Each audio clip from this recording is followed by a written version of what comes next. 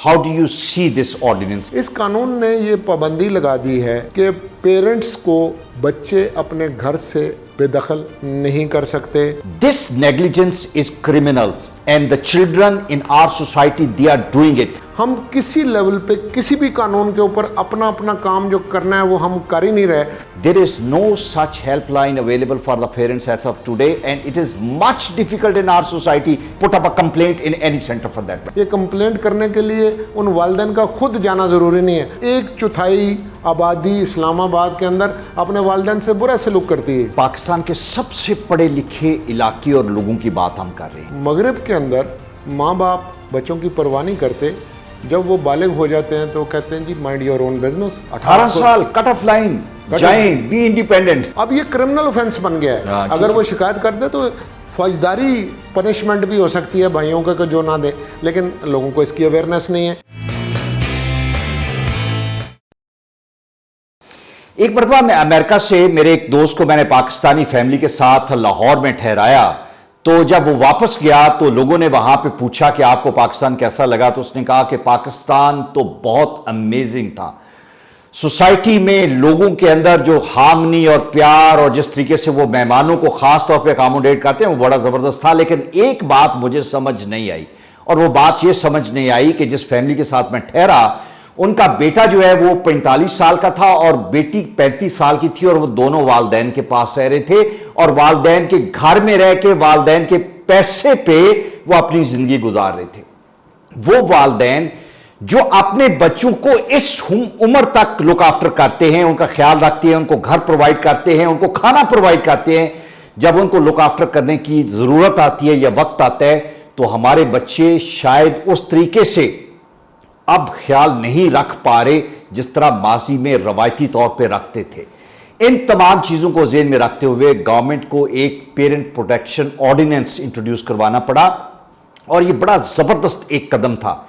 इसके सीलियंट फीचर क्या हैं, इसकी क्यों ज़रूरत पड़ी, इसको डिस्कस करने के लिए मेरे साथ सुप्रीम कोर्ट के बड़े सीनियर वकील जनाब जफर कला नूरी साहब हैं। जफर भाई, thank you very much for your time.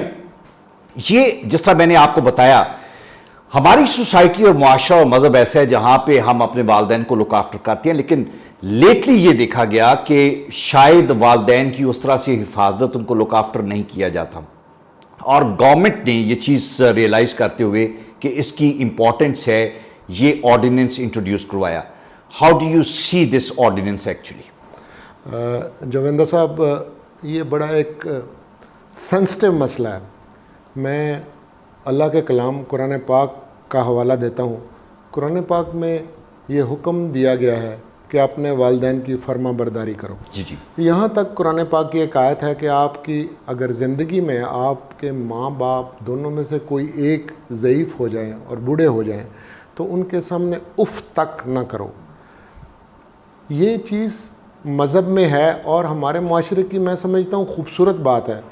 आपने जिस तरफ तवज्जो मबजूल करवाई, फॉरेनर को ये लगता है कि इतनी ज़्यादा उम्र में जाके भी बच्चे माँ बाप के ऊपर जो हैं वो डिपेंडेंट हैं। मगरिब के अंदर माँ बाप बच्चों की परवाह नहीं करते, जब वो बालिग हो जाते हैं तो कहते हैं जी माइंड योर ओन बिजनेस। 18 साल कट ऑफ लाइन, जाएं, बी इंडिपेंडेंट। जी बिल्कुल। और लेकिन वहीं से जो एक ख़राब पहलू आया, ये हमने सुना था कि ओल्ड एज होम्स का तस्वर हमने मगरिब में देखा था। बड़ा ही अफसोसनाक पहलू है कि आज हमारे मुल्क में पनाहगाहें आम हैं, वालिदैन के साथ बदसलूकी आम है, और जब लोग बेरारवी पे चल पड़े और बदबख्त लोग जो अपने माँ बाप का ख्याल नहीं करते, यहाँ तक कि हम नमाज पढ़ते हैं तो भी वालिदैन के लिए दुआ है, और अगर आपके वालिदैन इवन मुसलमान ना भी हों तो उसका भी हुक्म है कि वालिदैन को फरमाबरदारी आपको करनी होती है। This is my bond and duty कि मुझे करना है। बड़ा ही एक अहसन इकदाम है इस गवर्नमेंट का कि उन्होंने रियलाइज़ करते हुए ये एक लॉ इंट्रोड्यूस करवाया। मैं थोड़ा सा आपको एक सर्वे कंडक्ट हुआ और बड़ा हैरत अंगेज़ और बड़े अफसोसनाक किस्म के उसके नतायज जो हैं आए हैं। हमारा जो वफाकी दारुल हुकूमत है इस्लामाबाद, उसके अंदर 25.1% रेशो है कि वालिदैन में से माँ या बाप से लोग बदसलूकी करते हैं, उनको घरों से बेदखल किया और एक्सेसेस करते हैं उनके ख़िलाफ़, ये वहाँ पे आया। इसका मतलब है कि 1/4 आबादी इस्लामाबाद के अंदर अपने वालिदैन से बुरा सलूक करती है। ये पढ़े लिखे लोग, पाकिस्तान के सबसे पढ़े लिखे इलाके और लोगों की बात हम कर रहे हैं। हाँ जी, और देखें ये तो बड़े और भी खौफनाक बात है कि बलूचिस्तान, जहाँ पे समझते हैं जी रवायात हैं और हमारा कबायली कल्चर जो है वो इंटैक्ट है, वहाँ पे 16.4% लोग वालिदैन से बदसलूकी करते हैं। सिंध के अंदर जो डाटा आया है उसके मुताबिक उन्होंने कहा कि यहाँ पे कोई 8.5%। पंजाब का डाटा जो है ये आपको कोई 4.2%, और पख्तूनख्वा के अंदर ये जो डाटा है ये 2.1% है। इसका मतलब है कि तकरीबन पाकिस्तान में तमाम सूबों में कहीं ज़्यादा कहीं कम वालिदैन के साथ ज़्यादती हो रही है। ये जो कानून बनाया गया है इसके कुछ सेलिएंट फीचर्स हैं और वो मैं आपको 1 बाय 1 बताता हूँ। इस कानून ने ये पाबंदी लगा दी है कि पेरेंट्स को बच्चे अपने घर से बेदखल नहीं कर सकते, बेशक वो घर बच्चों का अपना हो या उन्होंने किराए का घर भी लिया हो, तो वो वालिदैन को बेदखल नहीं कर सकते। ऑन दी कॉन्ट्ररी, अगर पेरेंट्स का अपना घर हो और वो एक नोटिस सर्व कर दें अपने बच्चों पे कि जी आप इसको वेकेट कर दें, तो उनको वेकेट करना पड़ेगा।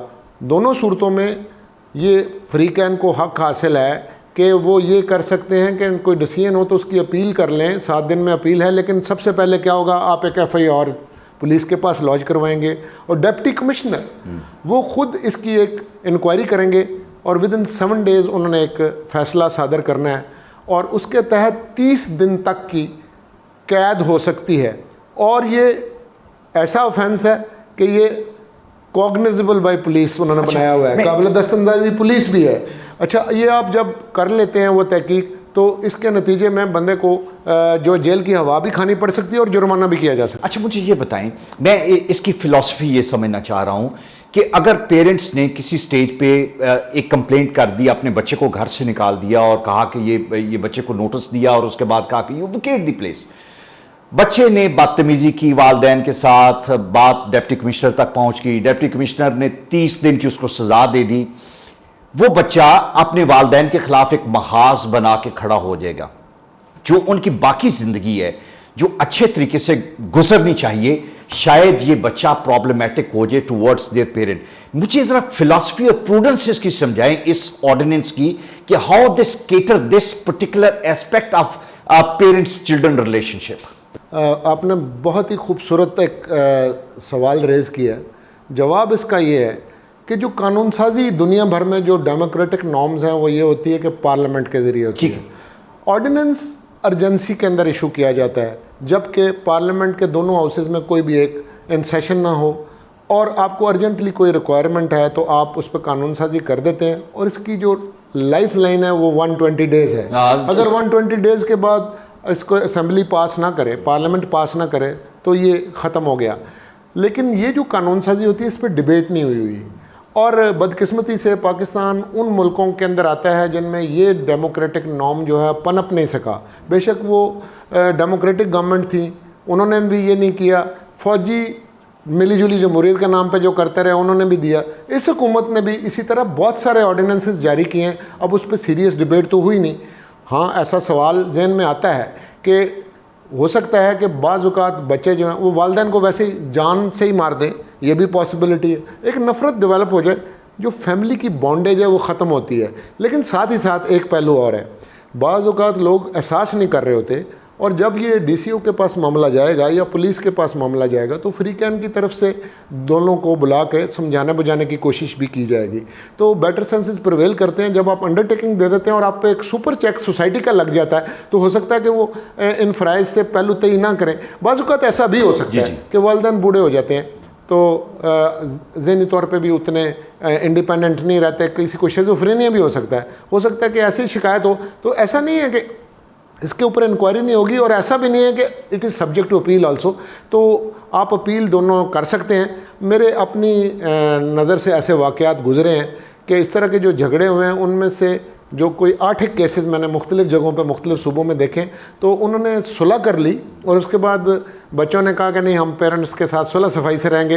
देखिए, ये जो कोविड-19 है इसने बहुत से बच्चों को अपने वालिदैन के करीब किया और वालिदैन भी एक फ़र्ज़ अपना अदा नहीं कर रहे, क्योंकि तमाम चीज़ें स्कूलों में नहीं पढ़ाई जाती। अब बाप और माँ अगर अपने काम पे चले गए, उन्होंने बच्चों की तरबियत सही नहीं की, तो उसका नतीजा भी अखलाकी तौर पे इसी तरह का डेवलप हो रहा है कि उनको उनकी परवाह क्या होगी।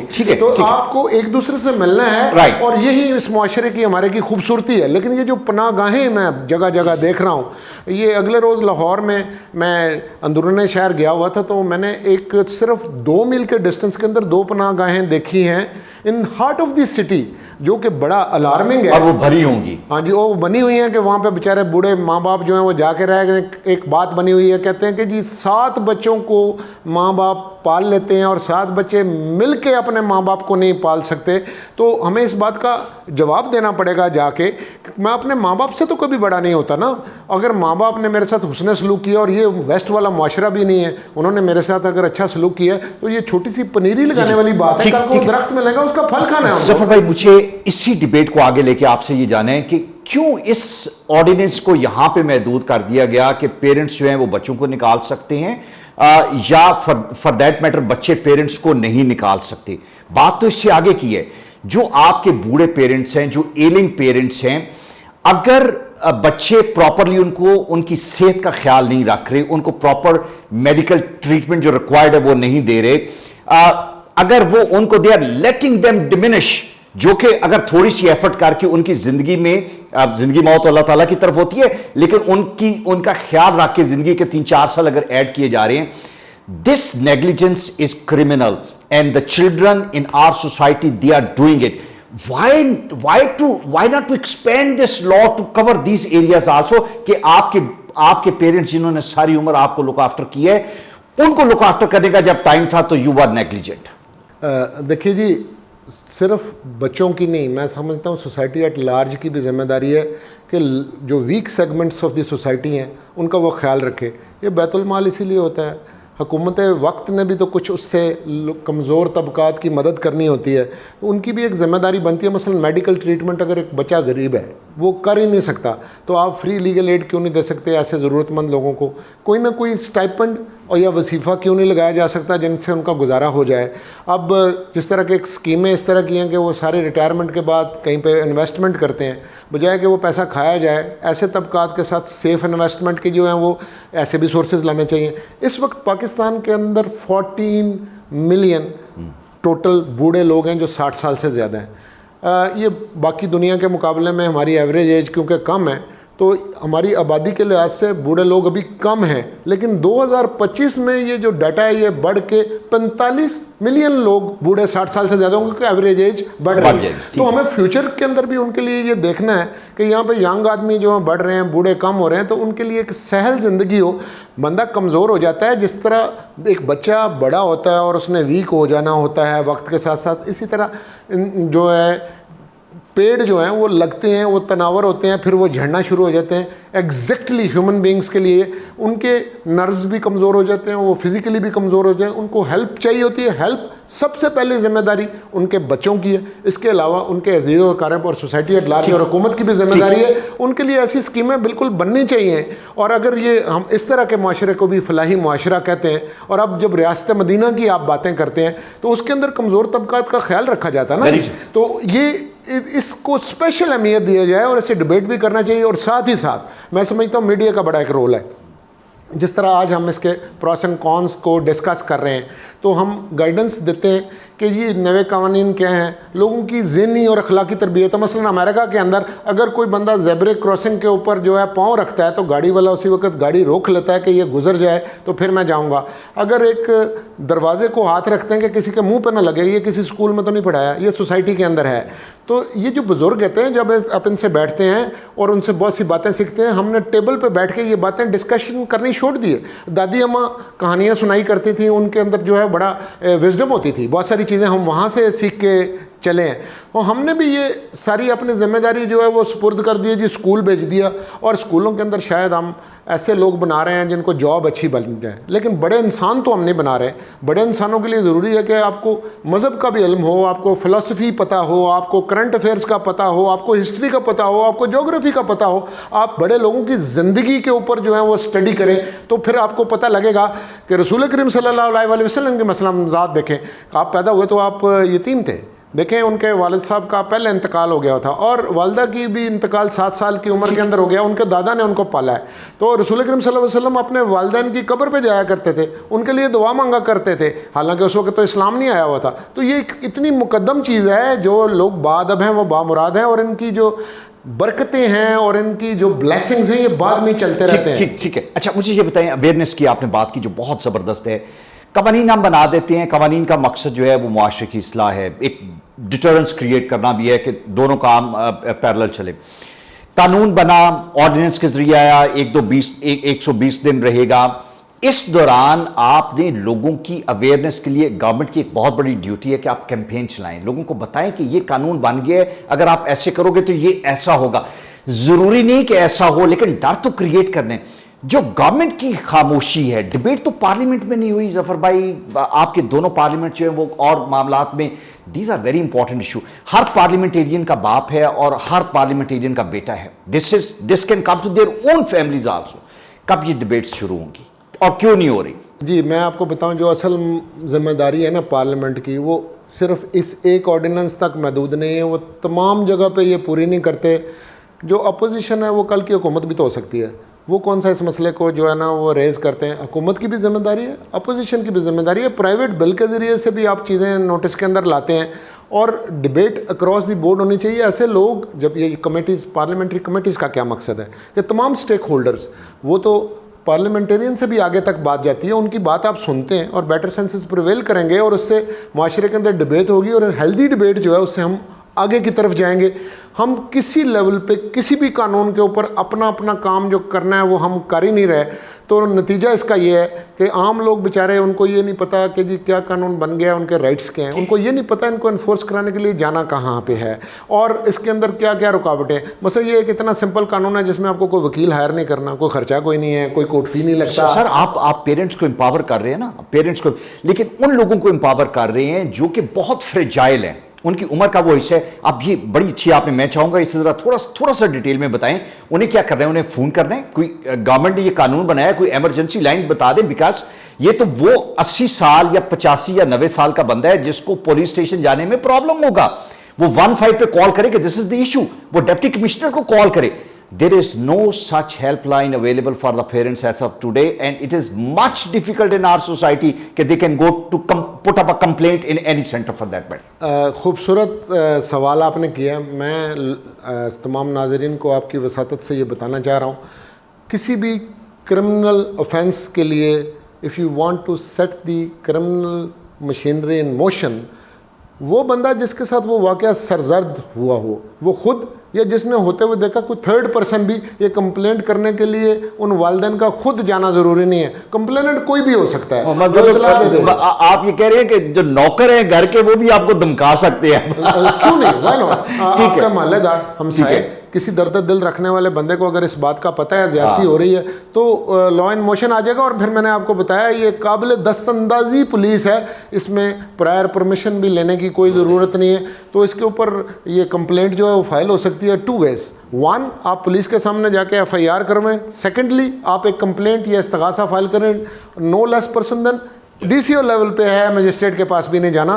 तो ये एक बड़ा सहल तरीका है और बड़ा क्विक है। इसके अंदर जो खूबसूरती मुझे लगी है कि जी उन्होंने टाइम लाइन मुकर्रर कर दी, 7 दिन का पीरियड। 7 दिन के अंदर, ठीक है, बिल्कुल ठीक है। अच्छा मुझे ये बताएं, हमारी जो फैमिली स्ट्रक्चर है उसकी हमेशा हम बात करते हैं कि बड़ा ज़बरदस्त स्ट्रक्चर है और बाहर भी मिसालें दी जाती हैं। डू यू थिंक कि इस तरह के कवानीन और एरियाज भी हैं जिनको कवर करने की ज़रूरत है, जिसमें डोमेस्टिक वायलेंस है, ख़वातीन के हकूक़ हैं, बच्चों के हकूक़ हैं, इससे मिलते जुलते चंद एक सेट ऑफ लॉज जो शायद अभी मौजूद नहीं है और अगर हैं रिडंडेंट हो चुके हैं, उनको ज़रा बेहतर करने की ज़रूरत है? जी बहुत सारे ऐसे लॉज हैं, लेकिन कुछ अच्छे लॉज बने भी हैं जिनकी लोगों को अवेयरनेस नहीं है। ठीक है, मसलन ये जो राइट ऑफ इनहेरिटेंस है एज़ पर सूरत नसा के खातून का आधा हिस्सा है मर्द के मुकाबले में, तो अक्सर भाई बहनों को हिस्सा नहीं देते। पहले ये लॉ जो था ये इसलिए लोगों को खातिर खार नतीजा नहीं दे रहा था कि बहनें जो हैं वो डर जाती थी, वो सोचती थी कि जी भाई हैं ये मेरे से बोलना ही शुरू सारी बात नहीं करेंगे, मेरा पीछा ही वीक हो जाएगा। पहले ही वो चारी वीक होती है, अब उन्होंने पहली बात तो ये कि जुल्ला साहब ने 1990 पेज 1 एक सुप्रीम कोर्ट की जजमेंट दी कि खातून जब भी आ जाए उसके लिए कोई लिमिटेशन नहीं रन करेगी, तो ओनस उस पे है जो बेनिफिशियरी है, तो उनको साबित करना पड़ेगा कि आप आज़ाद मर्जी से छोड़ा था। अब ये क्रिमिनल ऑफेंस बन गया है, अगर वो शिकायत कर दे तो फौजदारी पनिशमेंट भी हो सकती है भाइयों को जो ना दे, लेकिन लोगों को इसकी अवेयरनेस नहीं है। मैं ये चाहूंगा कि इस पे हम एक कंप्लीट इंडिपेंडेंट प्रोग्राम करें, बिकॉज ये बहुत जबरदस्त है कि बहनों का हिस्सा और भाइयों का हिस्सा जो इसमें जिस तरीके से कोर्स करके उनसे लिया जाता है, इसको हम डिटेल में डिस्कस करें। Sir thank you very much for today, बहुत शुक्रिया, बहुत इंपॉर्टेंट इशू था, बहुत डिटेल में आपने डिस्कस किया। मैं ये चाहता हूं कि हमारी सोसाइटीज़ के जो ये प्रॉब्लम्स हैं जो वक्त के साथ साथ इग्नाइट हो रहे हैं और हमें समझ नहीं आ रही हाउ टू हैंडल दैट, और ख़ास तौर पे पेरेंट्स की ज़िंदगी में, हर पेरेंट की ज़िंदगी में जब बच्चे उसको टफ टाइम देते हैं तो ये उसकी ज़िंदगी का पहला वाक़या होता है, उसको नहीं तजर्बा होता। कानून मौजूद है, कानून की अवेयरनेस अब आपके पास है, इसको इन्वोक आपने करना है ताकि आपकी ज़िंदगी के जो बाकी दिन हैं और बाकी साल हैं वो आसानी से गुजरें, और एक बच्चों को भी नसीहत हो कि हमने अपने पेरेंट्स जिन्होंने सारी उम्र हमें संभाला, ये टाइम जो अब बच्चों की तरह उनको संभालने का है, पे बैक करने का टाइम है, इसको हम ऐसे तरीके से करें इसलिए कि उनकी सेटिस्फैक्शन, सिक्योरिटी, हेल्थ इस स्टेज पे बच्चों की प्रायोरिटी होनी चाहिए और गवर्नमेंट की भी शायद। Thank you.